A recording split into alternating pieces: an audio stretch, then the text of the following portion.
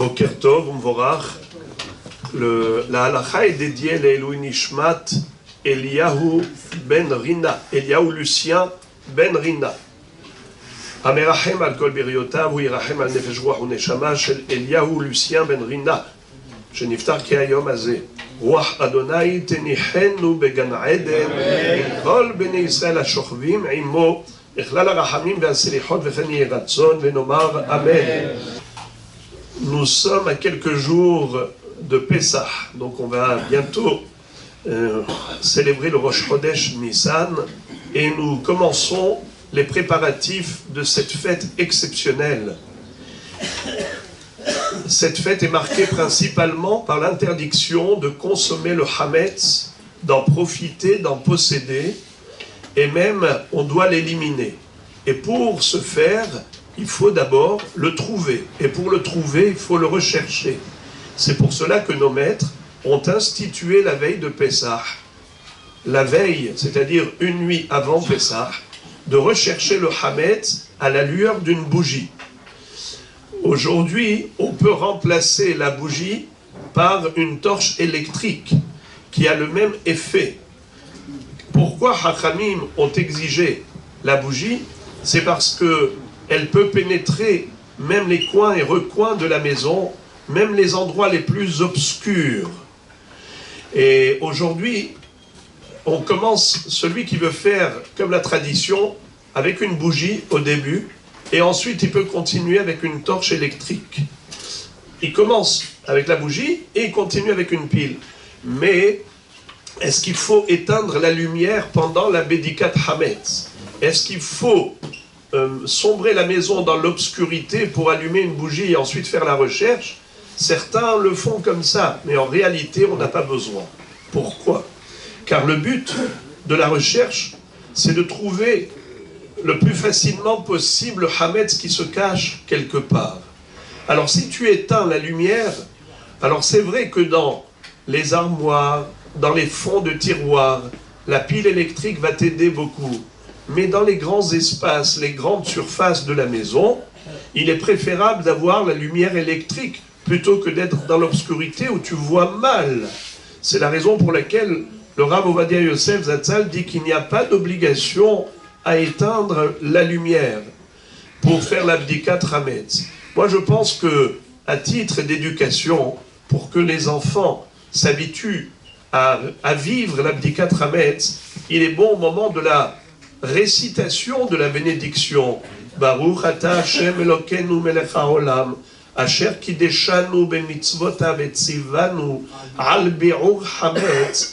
À ce moment-là, que la lumière soit éteinte et qu'on tienne une bougie à la main avec l'assiette dans laquelle on mettra tous les morceaux qu'on a trouvés. D'ailleurs, pour que la bracha ait sur quoi reposer, la maîtresse de maison ou n'importe qui, ou la personne elle-même qui vient à la maison, d'abord elle va dispatcher 10 morceaux de pain enveloppés dans un papier dans tous les coins de la maison. Comme ça, ensuite, on va également les récupérer pendant la recherche du hametz. Et on va les brûler le lendemain matin. Mais tout de suite après l'abdikat hametz, il faut réciter la formulation du bitoul. Le bitoul, c'est-à-dire l'annulation et l'abandon du hametz. En disant, tout le vin, tout hametz que je possède, eh bien, celui que je n'ai pas trouvé dans ma recherche, dans ma bdika, qu'il soit annulé comme la poussière de la terre. Voilà pour ce qui est de la pratique le soir de l'abdikat hametz. Mais maintenant, je voudrais juste m'arrêter en l'honneur du défunt, rappeler quel est le fond de cette notion du Issur hametz. Vous le savez que le mauvais penchant a été comparé au hametz. Car en effet, qu'est-ce que le hametz? C'est une fermentation de la pâte. Qu'est-ce que c'est que le Yetzer Hara? C'est une fermentation du cœur, de la passion, des tentations. Le hametz shebalev, le levain le ferment qui est dans le cœur, c'est toutes les tentations que nous avons durant notre vie qui peuvent nous entraîner vers des horizons négatifs. C'est-à-dire que Dieu nous a permis de profiter de ce monde mais il nous a limités, il nous a cadrés.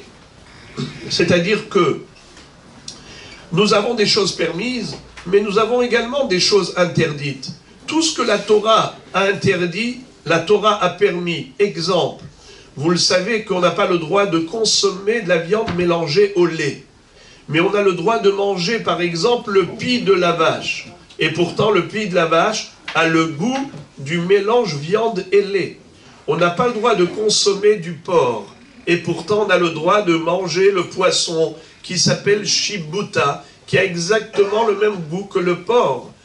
Pourquoi? Pour nous dire, et le Midrash continue tout un parallèle, c'est pour vous dire que la personne, si elle veut le kasher, elle le trouvera. Malheureusement, qu'est-ce que fait le Yetzer Hara, le ferment du cœur? Il te dit, si ça c'est permis, ça n'a pas de goût. Si tu veux vraiment profiter de la vie, prends ce qui est interdit. Parce que ce qui est permis, tu l'as déjà dans la poche. C'est rien du tout, ça n'a pas d'importance, mais c'est permis. Maim gnuvim imtaku. L'eau volée est douce. L'eau du robinet n'a pas de goût. C'est l'eau volée qui a du bon goût. C'est ce que dit le Yetzer Hara. Il est hyper malin. Il est hyper malin. Et c'est comme ça qu'il arrive à détourner notre cœur de la volonté de notre Créateur. C'est comme ça qu'il fermente notre cœur. C'est ce qu'on appelle le Hametz Shebalev. Eh bien, la Torah nous dit, pendant 7 jours, le Hametz sera interdit. Les 7 jours correspondent aux 7 décennies de la vie humaine. En moyenne, dit David Ameller dans Teilim, un homme vit 70 ans. Comme dit le Pasuk, Yemeh shnotenu bahem shiv'im shana. Ve'im bigvurot shemonim shana. Mais quand Akadosh Baruch Hu veut rajouter des années de vie, eh bien il peut rajouter autant qu'il veut. À Natania, c'est à peu près 155 ans la moyenne de vie. Ce qui veut dire que, dans le sens où, Baruch Hashem, en effet, nous avons le temps de servir notre Dieu. Mais qu'est-ce qu'il faut faire pendant toute cette période? Eh bien, rechercher le Hametz dans les cavités de notre cœur, aller le rechercher à la lueur de la bougie. Mais qu'est-ce que c'est que cette bougie? C'est quoi cette lumière? Rappelez-vous, la Torah s'appelle lumière, la mitzvah s'appelle veilleuse. Kiner mitzvah, ve Torah or, ve derech haim torechot musar, nous dit le roi Salomon dans le livre de Michelet. C'est à la lumière de l'esprit de la Torah qu'on va éclairer notre cœur pour dégager et évacuer toutes les passions négatives, pour ne rechercher que ce qui est permis pour accomplir la volonté d'Akadosh Baruch Hu, notre Père Céleste, qui ne cesse de nous combler de bonheur à longueur de vie. Alors, Be'ezrat Hashem, à la préparation, à l'approche de Pessah, nous nous préparons, pas seulement au niveau de la maison, que la maison soit cachère, mais surtout que notre cœur et notre esprit soient cachers.